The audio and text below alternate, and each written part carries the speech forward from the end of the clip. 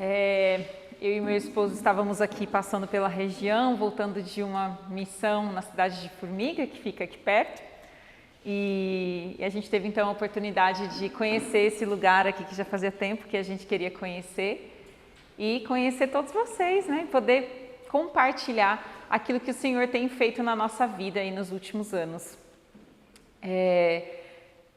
Primeiramente, meus queridos, assim, eu e o Roman, a gente está num processo de crescimento. Eu vejo a Dilze e o Lucas, né? Vocês eu não conheço ainda muito bem a história de vida de vocês, mas que já estão nessa caminhada há muito mais tempo. Então, nos perdoem pelas coisas que ainda são muito recentes para nós. Nós estamos aprendendo, estamos no processo do aprendizado da conversão, tá? Mas do que a gente já viveu até aqui, eu vou compartilhar com vocês, combinado? Então, tá bom. Deixa só eu colocar aqui no início dessa apresentação. E quero convidar você a abrir a sua Bíblia. Ué, não foi? Ah, maravilha. Abrir a sua Bíblia no livro de Marcos. Abra a sua Bíblia no livro de Marcos. 16. Marcos 1, 16 a 20. Amém? Todos encontraram? Amém? Então feche os seus olhos mais uma vez, nós vamos falar com o nosso Deus. Pai, eu louvo o teu nome, Pai, pela tua bondade, a tua misericórdia, que um dia me alcançou lá onde eu estava, Pai, nas profundezas, nas trevas, e me trouxe para a sua maravilhosa luz, Pai.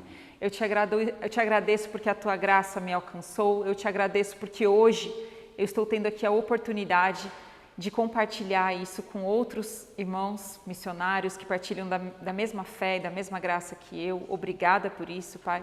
E eu suplico, em nome de Jesus, pelo derramamento do teu Santo Espírito. Pai, sem o teu Espírito nada somos, Pai. Não conseguiremos entender a tua palavra que está diante de nós agora. Ela não vai entrar como flecha penetrante em nossos corações, Pai. Então eu te suplico, dá-nos teu Espírito Santo, abre os nossos olhos, a nossa mente, o nosso coração para a tua verdade, Senhor Deus, e que ela possa transformar-nos, Senhor Deus, um pouco mais nessa noite. Eu te suplico também, Pai, que eu não atrapalhe. Tu sabes, Senhor Deus, da minha caminhada, da minha imperfeição, das minhas falhas, Pai. Eu suplico em nome de Jesus que o Senhor me perdoe e me unja, Pai, purificando os meus lábios, para que tudo que eu falar seja somente para apontar a Cristo, para a tua honra e para a tua glória, Pai. É isso que eu te peço humildemente em nome de Jesus. Amém. Vamos juntos então. Vou projetar aqui também. Caminhando junto ao mar da Galileia, viu os irmãos Simão e André que lançavam a rede ao mar, porque eram pescadores. Disse-lhes Jesus: vinde após mim, e eu vos farei pescadores de homens. Então, eles deixaram imediatamente as redes e os seguiram. Pouco mais adiante viu Tiago, filho de Zebedeu, e João, seu irmão, que estavam no barco consertando as redes, e logo os chamou. Deixando eles no barco a seu pai Zebedeu, com os empregados, seguiram após Jesus. Eu queria começar contando meu testemunho para vocês, lendo isso, porque a situação que eu vivi foi semelhante à desses homens. Imagina que você está no seu trabalho, realizando o seu ofício. Era isso que esses homens estavam fazendo. Estavam ali, fazendo aquilo que eles faziam todos os dias, pescando, limpando redes, consertando redes, enfim. E aí passa um homem na frente do seu trabalho e diz assim: larga o que você está fazendo, larga tudo aí que você está acostumado a fazer todos os dias e vamos embora. Vem comigo, eu vou te ensinar um novo ofício. E não é assim, eu vou te dar uma outra profissão com muito mais rendimento, não. Uma profissão que você ainda nunca tinha ouvido falar, né? Pescador de homens. E ele passa ali sem te dar nenhuma garantia, sem te falar qual que vai ser o salário, como é que você vai sobreviver. Mas ele fala, deixa tudo e vem. E o que me chama a atenção é que imediatamente eles largam as redes. Mas como? Quem? Em sã consciência vai fazer uma coisa dessa? Vai receber um chamado desse que não dá garantia nenhuma, você não consegue nem entender como é que você vai pagar o próximo boleto. Mas não, imediatamente eles largam o que eles estão fazendo e seguem aquele homem. E isso me deixava muito impactada e perplexa, até que isso aconteceu na minha própria vida. E eu quero compartilhar essa história com vocês, né? Como é que tudo isso começou? Então, como a Dilza já me apresentou, eu me chamo Clariane. Eu nasci em Campo Grande, Mato Grosso do Sul, no ano de 83, tenho 42 anos hoje. E eu nasci, como ela estava mencionando aqui, em uma família adventista, uma família cristã. E não uma família, apenas uma família cristã nominal, mas uma verdadeira família cristã. Né? Sem as hipocrisias, assim, uma família cristã feliz, um lar ordenado, onde as coisas funcionavam. Né? Tudo era perfeito naquela família, só tinha um detalhe que não era perfeito ali naquela família. Só tinha um detalhe ali que era um problema, destoava naquela família. Sabe que detalhe era esse? Vocês estão com cara de quem já sabe. Esse detalhe era eu. Eu era esse detalhe. O meu pai, a minha mãe, a minha irmã, eles eram perfeitos, eles eram amáveis, alegres, gostavam das coisas do Senhor, gostavam de ir à igreja, louvar, fazer culto. E eu detestava isso, desde essa pequena idade que vocês estão vendo aí. Eu sou essa com a língua para fora, já mostrando a minha rebeldia desde pequenininha. Não queria saber das coisas da igreja, não gostava, era uma luta para colocar um vestido para ir na igreja, para arrumar o cabelo. Minha mãe, nossa, para colocar uma meia calça em mim, gente, era um sofrimento e eu me rolava no chão, eu não queria saber das coisas de Deus. E desde muito pequenininha, o meu sonho era ser livre, era ser independente daquilo ali, sabe? Eu, assim, percebia como os meus pais eram boas pessoas, a minha irmã, mas aquela vida que eles gostavam, que eles queriam para eles, não era a vida que eu queria para mim. Eu queria outra vida. E aí, então, eu pensava que dia que ia ser o dia, né? O dia que finalmente ia chegar, onde eu poderia fazer as minhas próprias escolhas. E ali, então, a minha adolescência, eu fui crescendo e tudo foi uma grande labuta, sabe? Uma grande dor, um grande sofrimento, tanto para mim quanto para os meus pais, provavelmente, né? Como a Dilza antecipou aqui, né?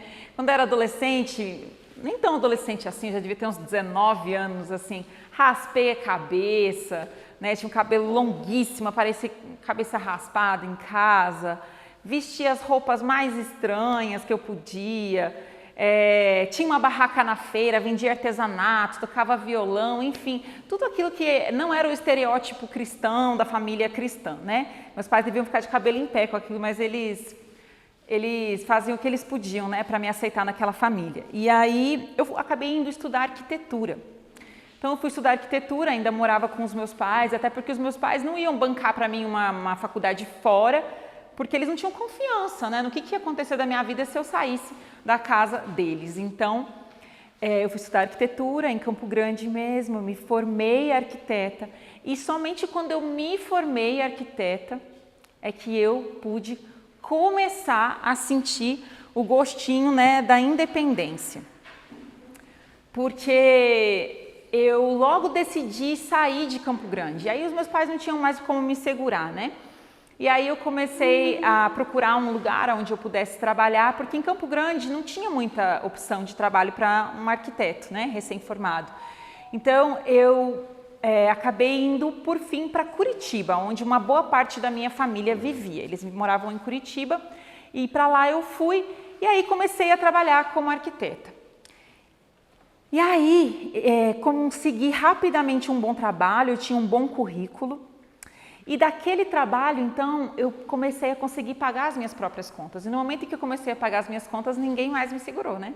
Ali naquele momento, então, eu consegui finalmente começar a sentir aquele gostinho de fazer as minhas próprias escolhas, de ir nos lugares que eu queria, voltar na hora que eu queria, não dar satisfação, experimentar as coisas que eu queria experimentar, porque tudo isso sempre foi muito assim, cercado pelos meus pais, né? E eu não tinha liberdade para ver o mundo da maneira como eu queria ver, mas agora ninguém mais me segurava.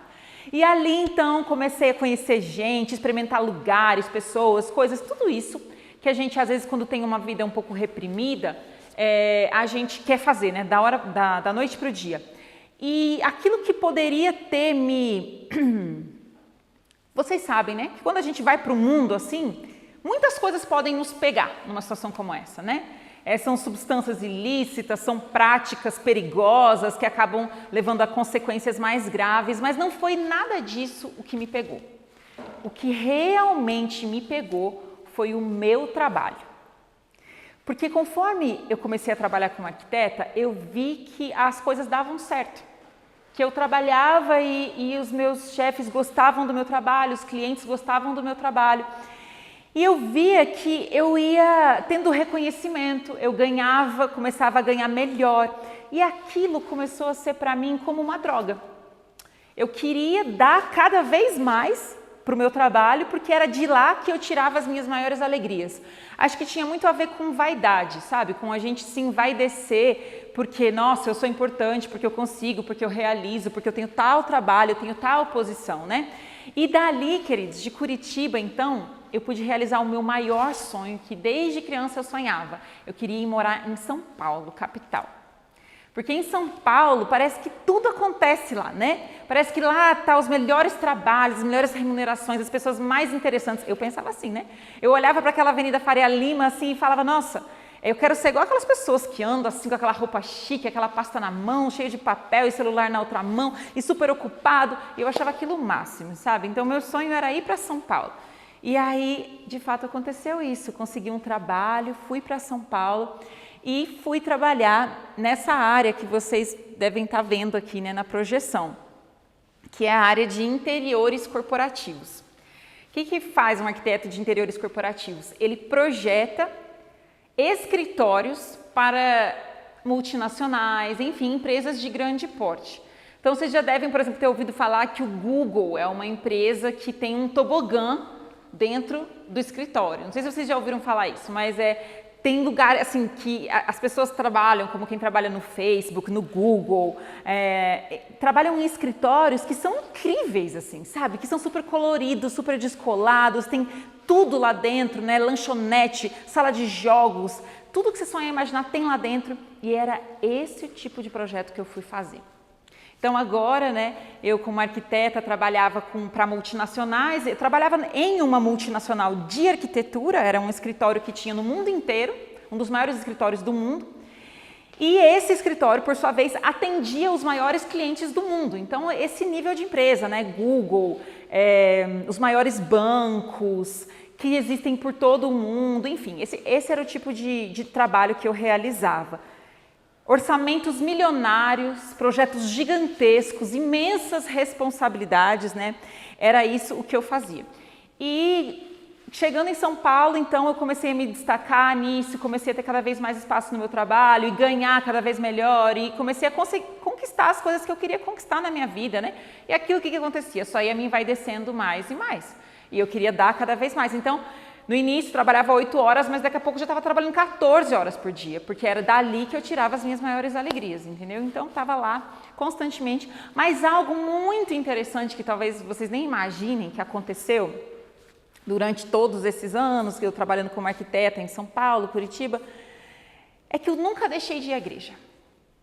Todos os sábados eu estava na igreja. Aí você fala assim, mas o que você estava fazendo lá, né? Se você nunca gostou de ir na igreja e tal. Realmente, até aquele momento eu ainda não gostava de ir na igreja, mas meus pais sempre foram pessoas tão maravilhosas assim para mim, que eu não queria dar esse dissabor para eles de me afastar completamente dos caminhos de Deus. Claro que na prática eu estava completamente afastada dos caminhos de Deus, completamente. Mas eu indo à igreja todos os sábados ainda mantinha um determinado vínculo que acho que apacentava um pouco o coração deles. Então eu permanecia indo à igreja. E vez ou outra eu escutava na igreja coisas que me despertavam a atenção, sabe? E foi assim, um dia, estando na igreja, que eu tive o meu despertar. E eu quero contar para vocês um pouco de como é que isso aconteceu, né? Eu já estava ali há uns 10 anos, não, um pouquinho menos, uns 8 anos morando em São Paulo como arquiteta, né? E embora eu estivesse crescendo e tendo cada vez mais espaço, reconhecimento, né? As coisas iam bem na minha carreira, eu ia me tornando uma pessoa cada vez mais dura e insatisfeita, na mesma proporção. Então, na mesma proporção que eu crescia, que eu ia tendo coisas que eu achava que eram importantes, que eram maravilhosas, eu olhava para mim e eu era cada dia uma pessoa mais dura, mais implacável e mais insatisfeita. E um dia eu estava na igreja, num dia desses que eu estava na igreja no sábado de manhã, eu Fiquei me questionando assim, mas na palavra de Deus não em rios de água viva, não fala assim que quem crer em Jesus vai ter vida plena, vida verdadeira, vida abundante, um rio de água viva fluindo do seu interior. Eu falei assim, mas tem alguma coisa errada, porque eu creio em Jesus. Assim, né, eu sempre escutei que ele é o Filho de Deus, que veio a essa terra, morreu pelos meus pecados, ressuscitou, um dia voltará. E eu acreditava nessas coisas, eu achava que isso era real. Só que eu nunca, desde criança, tinha experimentado essa alegria, essa vida verdadeira, essa abundância, essa coisa que a Bíblia promete. É como se a Bíblia prometesse uma coisa e entregasse outra. Você entendeu? E assim aquilo começou a mexer comigo, né? O que então que isso significa? Até que um dia eu estava na igreja e o pastor, no meio do sermão, projetou uma citação que foi assim responsável por realmente assim dar um start, abrir os meus olhos. Eu quero compartilhar com vocês essa citação, que ela é do livro Serviço Cristão, página 144. Muitos cogitam por que suas orações são tão sem vida, tão fraca e vacilante sua fé, sua vida cristã tão sombria e incerta. Até esse momento, assim, eu falei, realmente, assim, se eu já tive alguma vida cristã, e eu tive, assim, no meu processo de crescimento, eu já tinha tentado ler a Bíblia, ter uma vida de oração, todas essas coisas, mas era sempre essa coisa meio sombria, meio incerta, que não via prazer, não via um esplendor naquilo, entendeu? Só que aí o interessante é que ela dava continuidade naquilo. Olha como que ela terminava falando. Ela falava assim, que os tristes, que andam lamentosamente na presença de Deus, levantem-se e ajudem alguém que está em necessidade.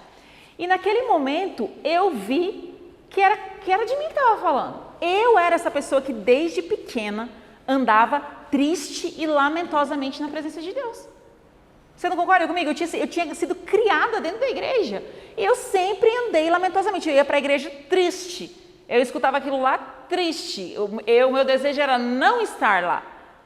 E aí ela dava a receita do bolo para reverter essa situação.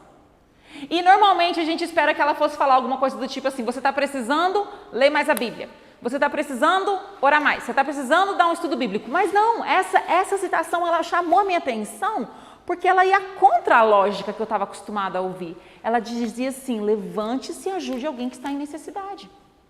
E aí eu falei assim, olha, tá aí, isso aí pode ser, porque é uma coisa que eu ainda não fiz. Porque se você parar para pensar, eu já tinha lá meus 30 e poucos anos, e para crescer, para dar conta de um trabalho como aquele, eu tinha que dedicar tudo que eu tinha para a minha própria carreira, ou seja, para o meu eu. Não dava tempo de ajudar outras pessoas. E aí eu falei assim, olha só, né? Quem sabe é isso que está faltando, eu dar essa virada. E aí então eu decidi procurar uma forma de ajudar alguém que estava em necessidade. Até coloquei aqui esse slide, né? Comecei a procurar oportunidades de trabalho voluntário. Eu até comentei com a Dilza que eu fui atrás de fazer um curso de capelania, né, para ver se eu conseguia. Mas várias portas se fecharam nessa busca, até que uma porta se abriu, e foi a porta para trabalhar com crianças em situação de abrigo. E foi no momento em que eu comecei, a princípio era um projeto só de correspondência, você escrevia cartas para a criança e a criança mandava cartas para você. Você ia contando a sua realidade, a criança ia contando a realidade dela. E só aquilo, de ter aquele contato de cartas com aquelas crianças, aquilo já impactou tanto a minha vida. Porque, querido, você consegue imaginar assim que eu vivia um universo paralelo, um universo onde o importante é o luxo, é o glamour, é a beleza, é a sofisticação, é o design. E de repente eu entrava em contato ali semanalmente com a realidade de uma criança, onde o que ela queria era ter o básico. Era ter segurança, era ter apoio, ter amor, ter um pai e uma mãe. Sabe? Então aquilo assim deu um tilt assim na minha mente, eu falei, nossa, isso aqui parece real, sabe? Isso aqui é vida verdadeira, né? Parece que eu vivo uma bolha. E aquilo trazia muito significado para a minha vida, de maneira que havia na igreja que eu frequentava anjos, né? Sempre tem anjos na igreja, pessoas assim que veem a sua desconexão com a igreja, pessoas que me observavam e viam que embora eu estivesse ali todo sábado, eu estava distante. Eu entrava muda e saía calada, não me relacionava com ninguém. Então essas pessoas falavam assim, Clary, você não falou que estava mexendo com criança em situação de abrigo? A gente está começando um projeto aqui, a gente vai agora, sábado sim, sábado não, num abrigo em Osasco, né, para fazer escola cristã de férias com as crianças. Você não quer participar? Ali foi o gancho para que eu me envolvesse com coisas da igreja. E ali, então, nós começamos esse projeto, o Projeto Luz, que vocês podem ver aqui algumas fotos, né? E a gente, então, todo sábado estava lá. E ali eu me descobri uma contadora de história para as crianças, sabe? E ter o amor delas e a alegria delas, como aquilo assim, fazia sentido para elas quando a gente ia lá e aquilo iluminava todo aquele lugar, quando a gente estava lá ensinando para elas as histórias de Jesus. Aquilo mudou. Eu percebia que, ao mesmo tempo que elas eram tão beneficiadas, aquilo me beneficiava infinitamente mais. Trazia uma cor, uma luz para a minha vida, que toda aquela beleza da arquitetura não trazia, sabe? Então, neste mesmo tempo, que não estava acontecendo isso por esforço meu, mas era o Senhor encontrando meios para me alcançar, algo interessante aconteceu também. Eu morava em um bairro de São Paulo, onde debaixo do meu apartamento tinham muitos bares, restaurantes, sabe? Toda a cidade, uma boa parte da cidade ia para lá, assim, era uma festa à noite, sabe? E todos os meus amigos moravam naquele bairro. E eu era amiga de todo mundo, dos bares, das esquinas, dos restaurantes. Então, assim, todas as noites eu estava na rua e eu amava aquilo, de estar na rua conversando com um, sentada com o outro, saindo para jantar. E aquela bagunça, eu amava aquela bagunça. Mas chegou um momento da minha vida em que eu precisei comprar um apartamento. E eu estava procurando um apartamento para comprar naquele bairro, o bairro que eu já estava acostumada a morar. Mas o Senhor foi fechando porta por porta, eu não encontrava apartamento nenhum. Até que um dia, eu com o aplicativo de imóveis na mão, eu orei. E quando eu abri, eu orei pedindo um apartamento. E quando eu abri, ali estavam as fotos exatamente do apartamento que eu queria morar. Era perfeito, só tinha um detalhe, não ficava no meu bairro. E quando eu fui visitar, era um bairro, 2 bairros para frente, era um bairro que só moravam velhinhos. Mas o apartamento era exatamente tudo que eu queria, então eu abri mão daquela bagunça que eu amava e fui morar no apartamento onde só tinha velhinhos. E na frente do apartamento tinha um parque. Agora, como não fazia mais sentido ficar até tarde da noite na rua, eu tive a ideia, eu vou acordar mais cedo e vou o quê? Fazer uma atividade física. Então, o que antes para mim, eu ia dormir super tarde para acordar em determinado horário e ir para o escritório, não. Agora era o contrário, eu dormia super cedo para acordar mais cedo para poder ir no parque. E o Senhor, aos poucos, foi mexendo na minha vida. Sabe? E sem eu saber dizer, coisas aconteceram sem que eu tenha explicação até os dias de hoje. Por exemplo, nessa mesma época, eu que comia carne diariamente, fui almoçar e achei horrível o gosto da carne. E no dia seguinte, o gosto da carne era horrível. E no dia seguinte, o gosto da carne era horrível. E daí, naquele momento, eu percebi, eu acho que é Deus falando comigo. E aí eu falei, eu vou tomar a decisão de deixar a carne. Eu nunca tinha feito esse plano para a minha vida. Mas aí eu deixei a carne. Naquela mesma época, na época que eu comecei a fazer os exercícios, que eu me mudei de apartamento, o Senhor tirou de mim o paladar, o gosto pela carne. E eu ainda sem entender muito a obra que estava em curso na minha vida e hoje eu entendo. Mas nesse mesmo momento, eu comecei a questionar o que eu estava fazendo da minha própria vida. E isso veio através de uma pergunta. Aonde que eu vou estar daqui a 10 anos? Não sei se você já fez essa pergunta para você, mas quando eu fiz essa pergunta para mim, era assim, porque você consegue perceber? Eu era aquela pessoa assim que de segunda a sexta-feira eu era mergulhada nos meus projetos, eu vivia aquilo implacavelmente, sabe? Eu colocava uma faca no dente e eu ia com aquilo até o final, até eu ver aquele projeto de pé. E no final de semana eu estava cada dia mais envolvida com o trabalho voluntário. E aí uma coisa parecia que brigava com a outra, porque o que me trazia significado para a minha vida era o trabalho voluntário e a arquitetura cada vez menos. Mas ao mesmo tempo eu dedicava tantas horas para aquilo, sabe? E assim, queridos, era um momento da minha vida que eu já estava com, 34 anos, eu não tinha um namorado, eu não tinha uma perspectiva de me casar. Jamais, né? Não tinha nem ideia, assim, não tinha nada. Eu só tinha eu era eu e um gatinho que eu tinha, só isso que eu tinha. E aí eu comecei a me perguntar assim, gente, mas o que eu estou fazendo da minha vida, né? Onde que eu vou estar daqui a 10 anos? E nesses questionamentos eu percebi que eu não sabia a resposta. Eu não sei se vocês sabem, mas tipo assim, você tem claro para você, assim, nossa, daqui a 10 anos eu quero estar fazendo tal coisa. Eu não tinha isso claro para mim. E aí eu fiz um exercício. O exercício de me imaginar em diferentes situações.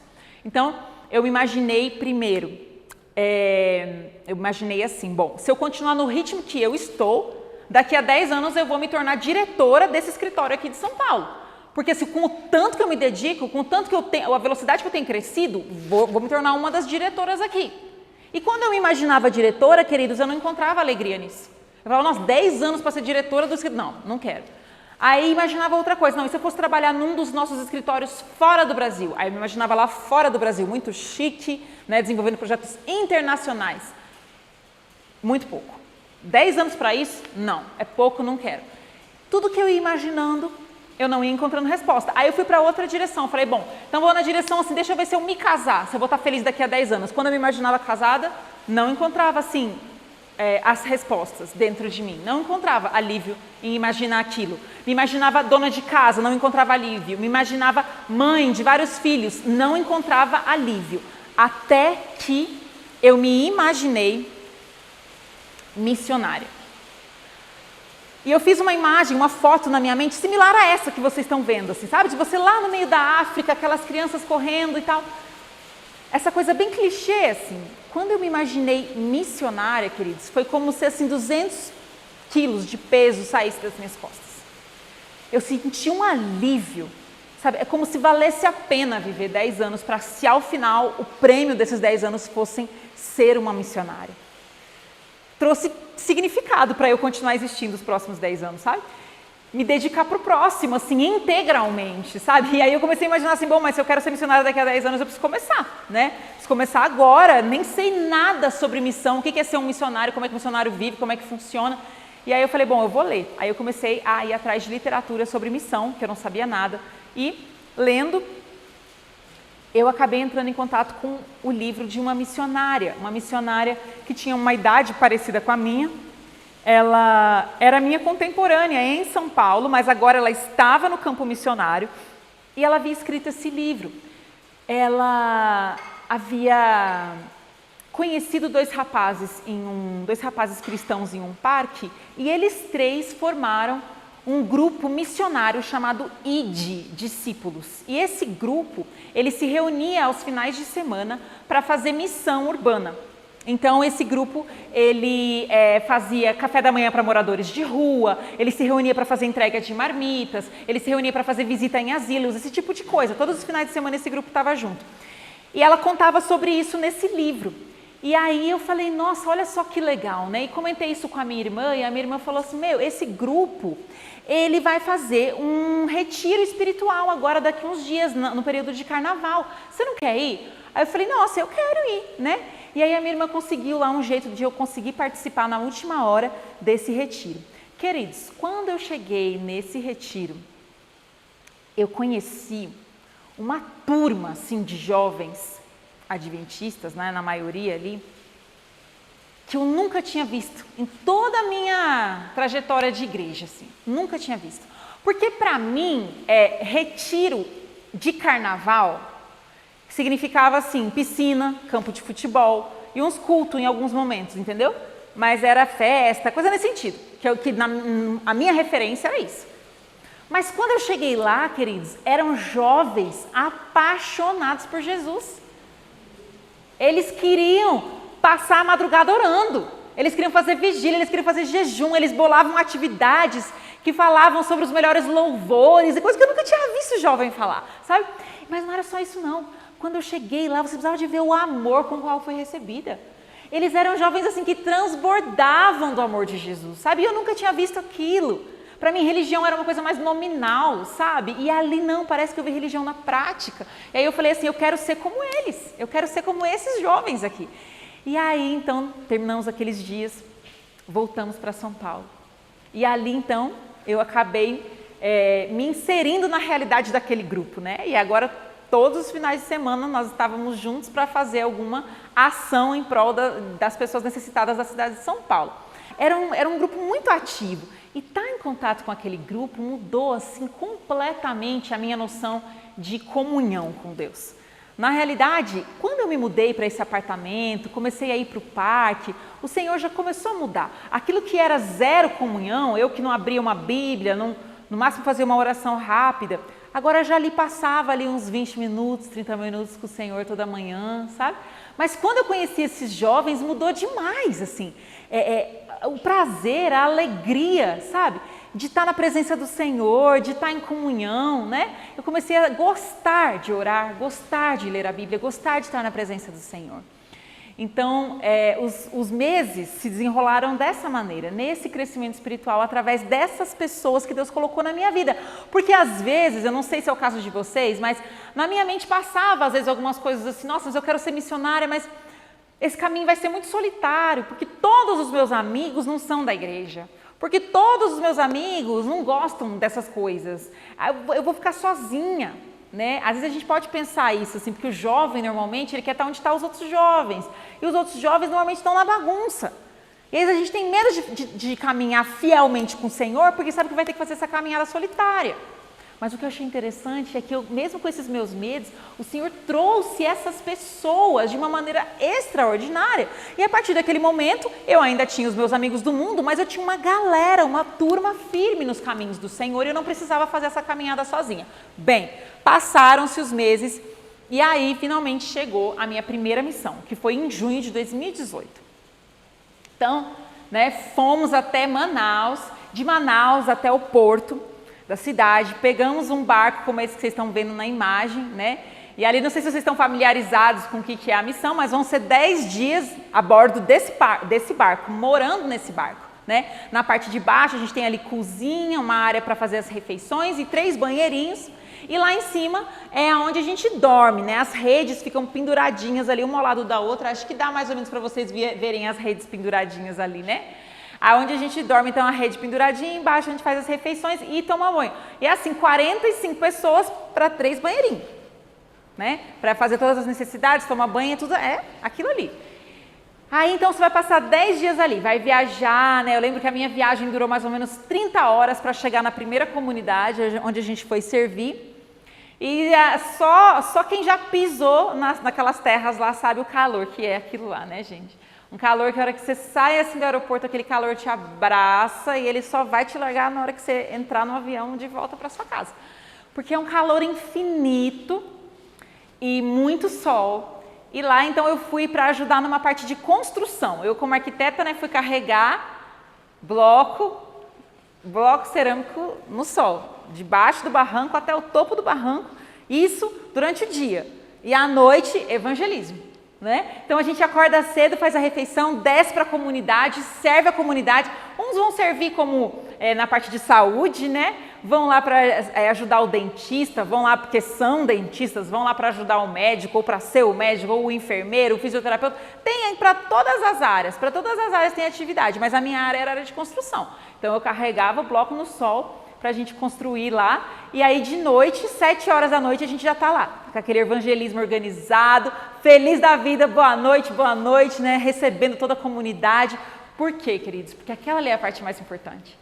A gente pode até levar um médico, um dentista que vai ajudar momentaneamente, mas a única coisa que tem poder de transformar aquelas vidas é a palavra de Deus, né? Então aquela é a hora que realmente a coisa tem que brilhar, é no evangelismo. Então você que já trabalhou o dia inteiro à noite, você tem que estar animadão lá para fazer aquele evangelismo bonito para aquele pessoal. E assim os dias se transcorrem, os 10 dias que você fica lá, fora o traslado, né?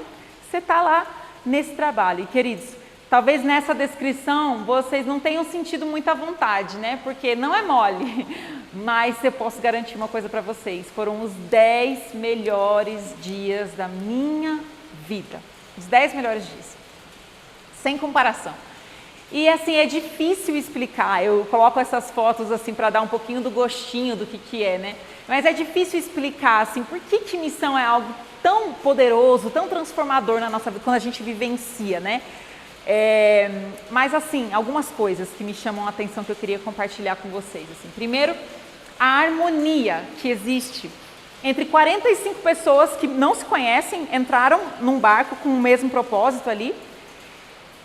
E assim, tudo é difícil. Na refeição é fila para se servir.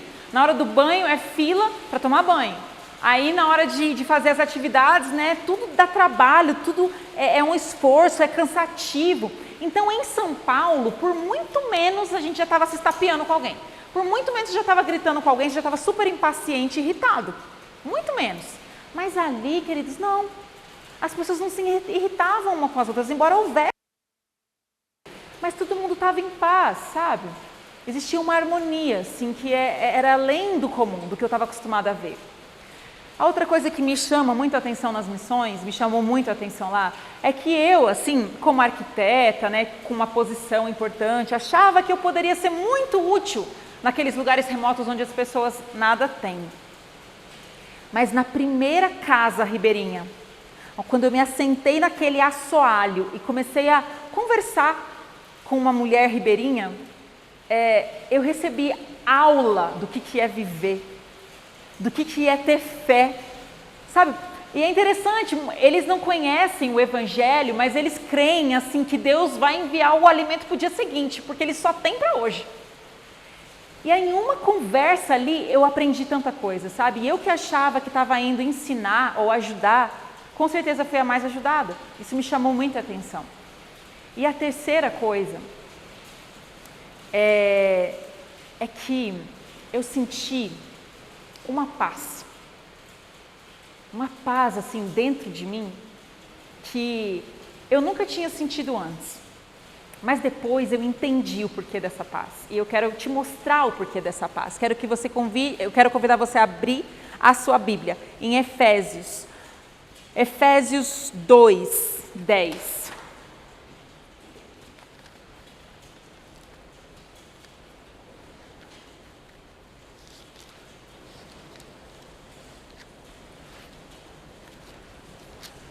Amém? Vou projetar aqui também. Efésios 2:10 diz o seguinte: pois somos feitura dele, criados em Cristo Jesus, para boas obras, as quais Deus de antemão preparou para que andássemos nelas. Querido, sabe o que era essa paz que eu nunca tinha sentido antes? Era estar imersa naquilo que eu fui criada para fazer. Não somente eu, mas cada um de nós. Nós fomos criados para boas obras. Então, quando você está imerso, vivendo, acordando naquilo, indo dormir naquilo, é como se a mão tivesse encontrado a luva. Sabe aquela coisa assim que te veste com perfeição, parece que foi tirado sob medida para você, que aquilo assim é um alívio? Era isso que eu sentia. Eu fui criada para as boas obras. E queridos, a gente passa às vezes eu sei que não é o caso aqui, vocês já estão vivendo isso, mas às vezes quando a gente não está aqui, a gente passa uma existência nessa terra, tentando usar a nossa vida para uma coisa para a qual a gente não foi criado. E é que nem, por exemplo, uma chave de fenda, que você pode usar uma chave de fenda para muitas coisas. Você pode, se aquela porta está emperrada, você pode, com uma chave de fenda, tentar desbloquear aquela porta. Com uma chave de fenda, você pode perfurar coisas, né? Tipo um solo, se você não tiver a ferramenta adequada. Só que você já experimentou pegar uma chave de fenda e girar um parafuso? Nossa, aquilo parece que foi feito para isso. Pois adivinha, foi feito para isso. Quando a gente fica usando a chave de fenda para tentar desbloquear uma porta, perfurar solos, essa ferramenta ela vai ter uma utilidade muito menor, por menos tempo. Aquilo vai espanar, porque não foi criado para aquilo. E é isso que a gente faz com a nossa vida muitas vezes. A gente foi criado para servir, a gente foi criado para ser uma bênção e uma luz, e a gente insiste em fazer coisas para nós mesmos, em querer construir isso, aquele outro. Enfim, a gente fica usando a nossa existência para coisas que não foi exatamente para aquilo que a gente foi criado. E aí, aquilo espana, o tempo daquilo dura pouco, aquilo dá problema, não funciona como se tivesse sendo usado para o que realmente foi criado. E quando eu voltei dessa primeira missão, a minha vida nunca mais foi a mesma. Quando eu entrei no meu apartamento, a minha vida não fazia sentido, assim. Eu olhava para o meu apartamento, para as coisas que estavam lá dentro, e tudo parecia um grande exagero. Um excesso, uma vaidade, as coisas não eram necessárias. Aquilo não era a vida verdadeira. Eu olhava para a quantidade de porta de guarda-roupa que eu tinha, a quantidade de roupa que tinha lá dentro, e nas casas que eu visitei, as pessoas tinham 3, 4 peças de roupa e um par de chinelo. E se duvidar, elas tinham mais paz, eram mais felizes do que muitas pessoas da cidade, inclusive eu. Eu fiquei uns 3 meses sem conseguir comprar uma agulha, porque tudo é invenção da sociedade, a gente não precisa. E eu voltei, queridos, percebendo o seguinte, eu tinha uma capacidade de realização, não era à toa que eu havia crescido com rapidez no meu trabalho. Eu tinha uma capacidade de realizar o que eu me propunha a realizar. Tinha uma força de trabalho muito grande. Eu não era essas arquitetas assim que faz um traço, aquilo é maravilhoso e todo mundo bate palma. Não. Eu era aquela pessoa que pegava aqueles traços maravilhosos e conseguia fazer que aquilo acontecesse. Eu era aquela força de trabalho, aquele rolo compressor. Eu era essa pessoa. O que eu percebi quando eu voltei de lá? Vou pegar essa mesma força de trabalho e vou colocar aonde importa. Porque isso aqui é supérfluo. Você consegue perceber que é supérfluo? Por exemplo, os meus pais, né? Eu não contei pra vocês, minha família é linda, gente. Eu tive pai e mãe, no começo de conversa, as crianças que eu trabalhava no abrigo não tiveram nem pai nem mãe. Então, bota assim, ó, um tijolinho, pai e mãe. Segundo tijolinho, educação cristã. Terceiro tijolinho, estudou em escola particular, adventista, né? Quarto tijolinho, fez uma faculdade, né? Quinto tijolinho, e vai empilhando. Estudou, sabe, um outro idioma, pós-graduação. Aí tá. Aí sua pilha vai crescendo. Aí a pilha tá aqui. Aí a gente faz o quê? A gente começa a servir, tem uma turma que a pilha cresceu um pouco mais que a gente. Aí a gente começa a servir quem tá lá em cima que a gente, ó. A gente tá aqui, tem um pessoal que tá aqui, a gente tá servindo esse pessoal aqui, que tem uma pilha maior que a nossa. Só que quando a gente entra em contato com a realidade, você vê que tem gente que não tem a primeira. Não tem o pai e a mãe. Não teve educação. Não teve nada. E a gente tá fazendo o quê? A gente tá aqui. Esquece aquilo lá. Então o que eu percebi? Eu percebi assim, se eu pegar essa mesma capacidade de realização e colocar aonde não há força nenhuma, não há o primeiro tijolo, não há a primeira base, a gente pode o quê? Começar a melhorar a situação, a não ficar tanta disparidade, entendeu?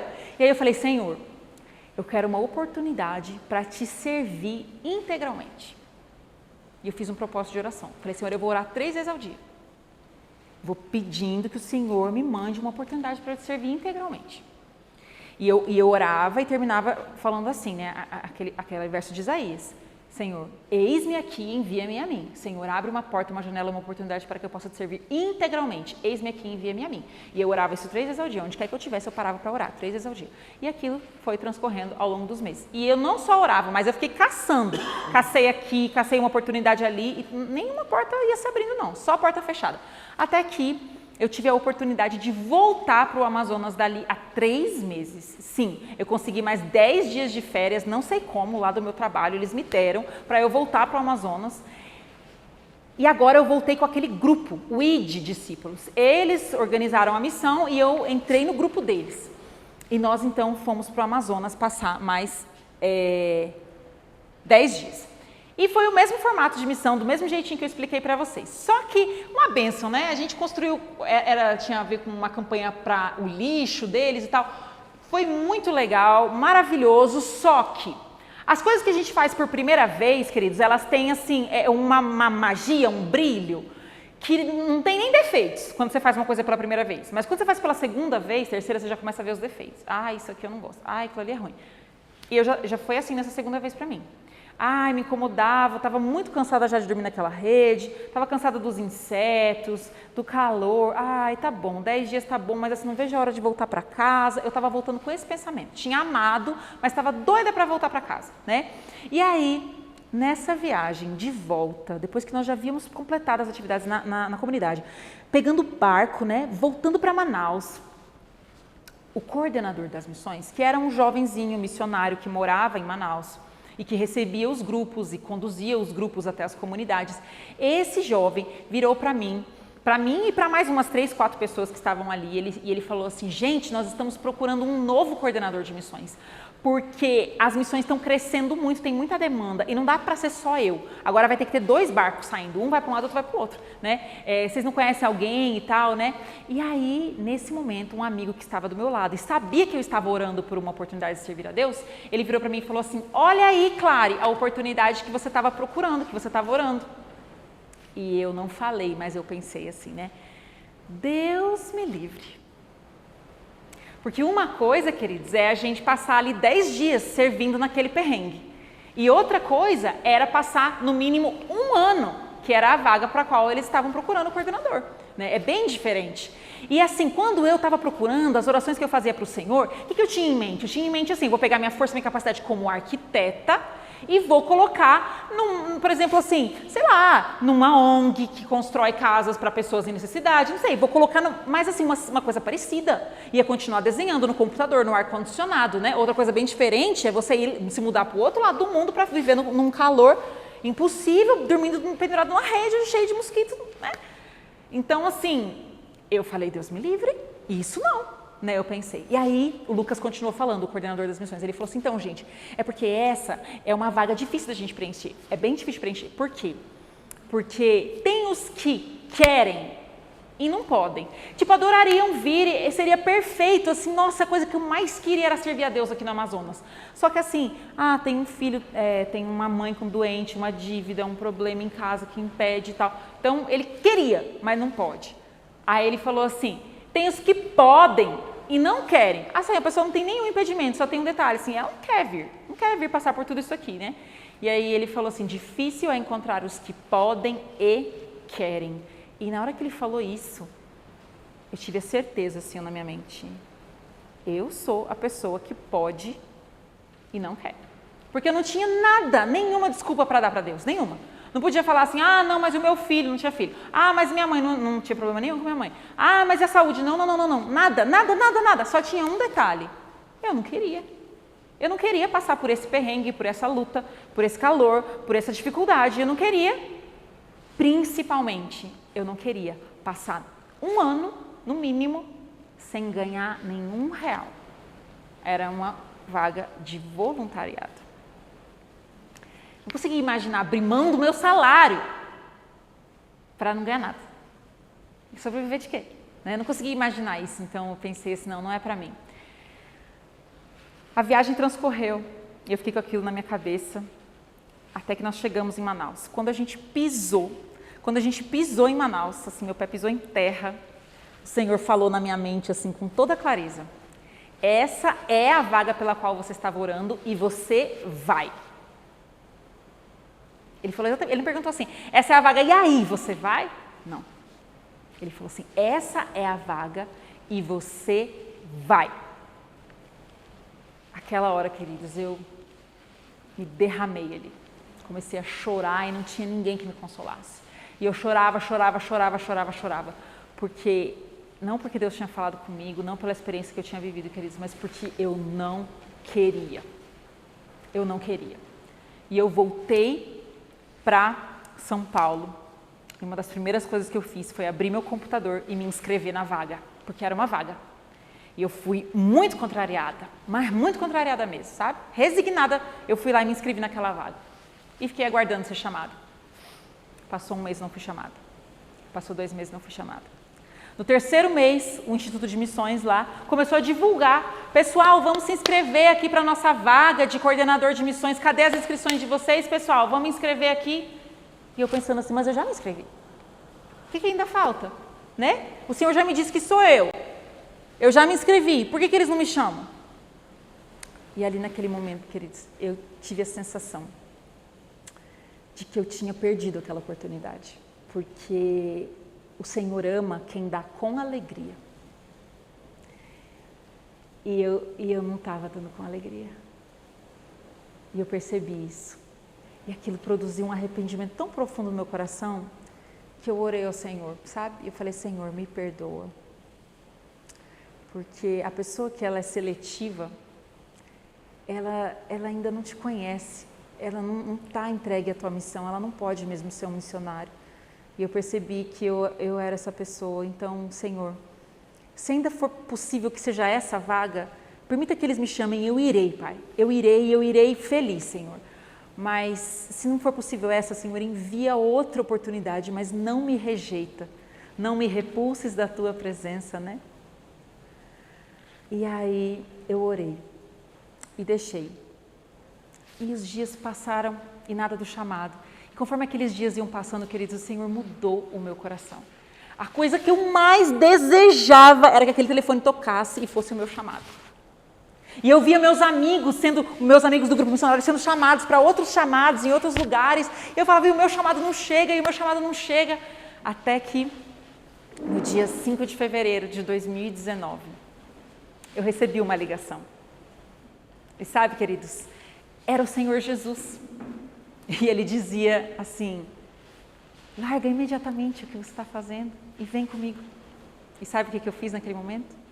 Imediatamente eu larguei as redes.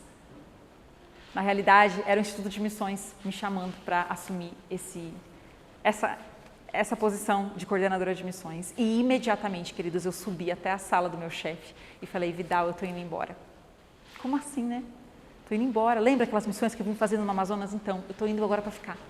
Você está louca? Seus projetos, está no meio de tudo acontecendo agora. Você está com viagem marcada para o exterior, seus clientes e tal. Não, é um chamado de Deus. Eu estou indo. E dali, então, eu fui contar para os meus pais. Aqueles meus pais que eu contei para vocês que sofreram muito, né, lá no passado, com a minha rebeldia sem causa. Mas na hora que eu dei a notícia para eles, também não foi fácil. Meus pais falaram, mas filha, tem certeza, será que precisa, né? Você ir para tão longe, você não pode servir a Deus aí em São Paulo mesmo. Do que você vai viver? Daqui a pouco você volta. E quem que vai, né, assim, quem que vai te contratar novamente, porque você não é confiável, né? Você abandonou tudo que você estava, todas as suas responsabilidades para servir a Deus. Quem que vai te contratar de novo? Daqui a pouco, né, a economia do país está horrível. Como é que vai ser? Eu sei que foi Deus quem me chamou e eu estou indo. E por fim, eu fui dar a notícia para os meus amigos. Os meus amigos missionários fizeram uma festa, né? Foram os únicos. Mas eu fui dar essa notícia para os outros amigos, aqueles meus amigos da rua, aquelas pessoas com quem eu sempre convivia, nunca deixei de conviver enquanto eu morei lá. Todos meus amigos de anos, de 10 anos de São Paulo. E eu contei para eles, então, gente, eu estou indo embora para ser missionária no Amazonas. Eles, você pirou? Você ficou louca? Como é que você vai fazer uma coisa dessa? Né? Mas não é possível que você vai fazer uma coisa dessa. Você vai largar tudo para não ganhar nada. Mas, queridos, adivinhem. Eu larguei o nada para ganhar tudo. E eu quero terminar lendo com vocês o que está escrito em Filipenses. Filipenses 3.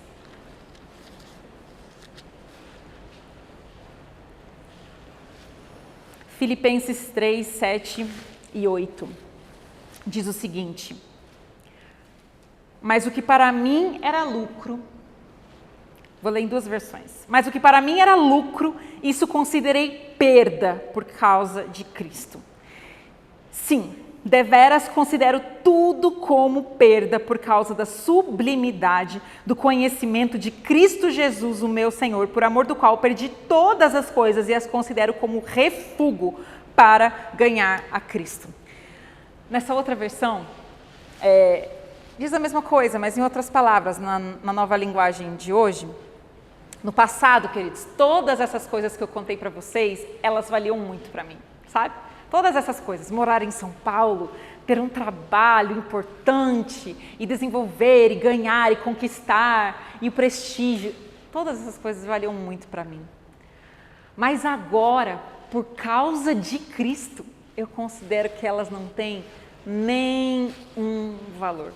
Nenhum valor. E não somente essas coisas que eu contei para vocês, não é somente essas, não é somente aquela vida de arquiteta lá em São Paulo, não. Eu considero tudo uma completa perda.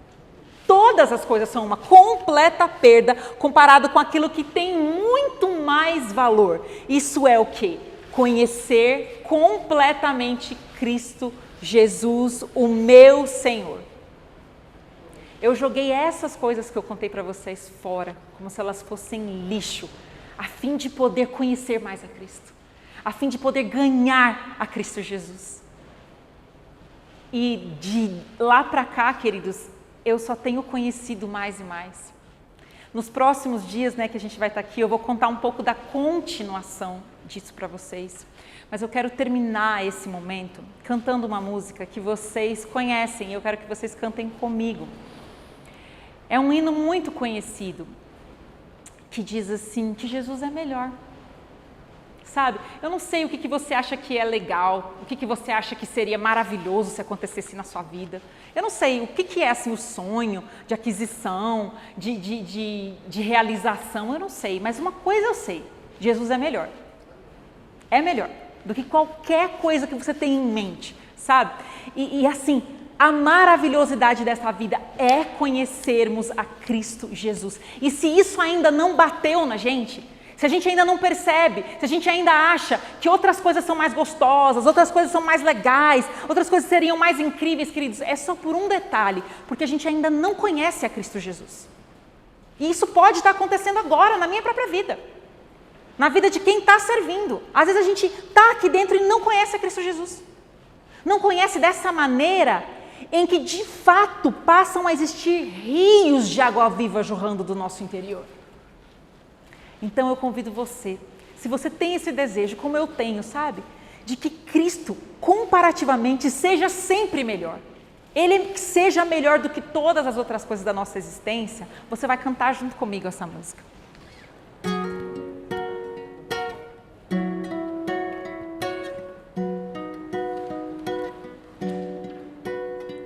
Jesus é melhor sim que ouro e bens. Jesus é melhor do que tudo que tens, melhor que riquezas e posições, melhor, muito mais do que milhões. Pode ser um rei com poder nas mãos, mas do mal escravo, sim. 1000 vezes prefiro o meu Jesus e servi-lo até o fim.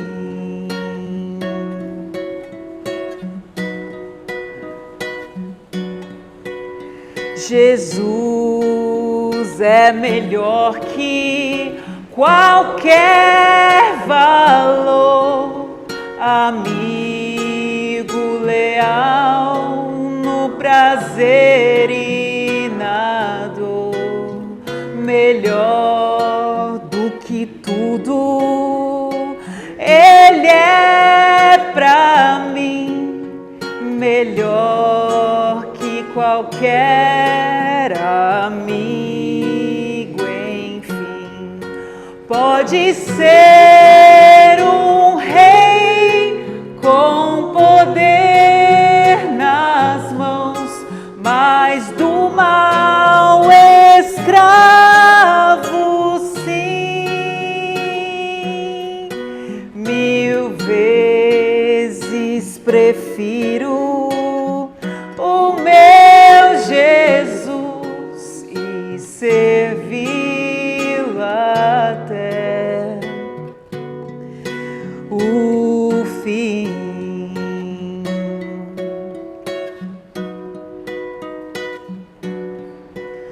Jesus é mais puro que a linda flor. Jesus é o sol da justiça e do amor. Jesus é a fonte que satisfaz,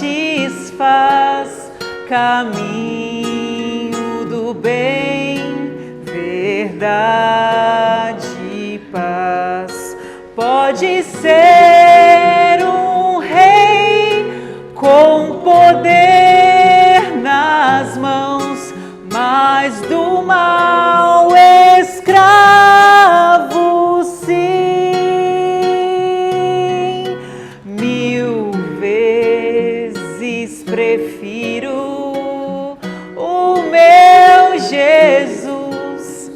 servi-lo até o fim.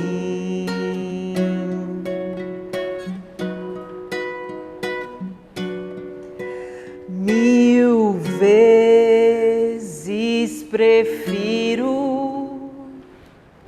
o meu Jesus e servi-lo até o fim.